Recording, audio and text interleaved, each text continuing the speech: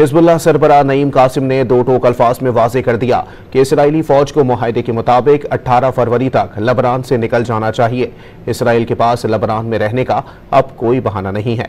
Hezbollah सरबराह ने Israel का नाम लिए बगैर तंबीह की कि हर कोई जानता है कि कब्जा करने वालों से कैसे निपटा जाता है।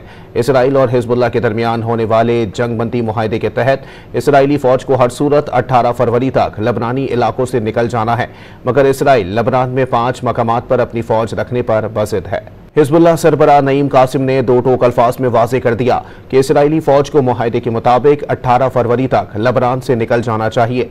इसराइल के पास लबनान में रहने का अब कोई बहाना नहीं है। हिजबुल्लाह सरबराह ने इसराइल का नाम लिए बगैर तंबीह की कि हर कोई जानता है कि कब्जा करने वालों से कैसे निपटा जाता है।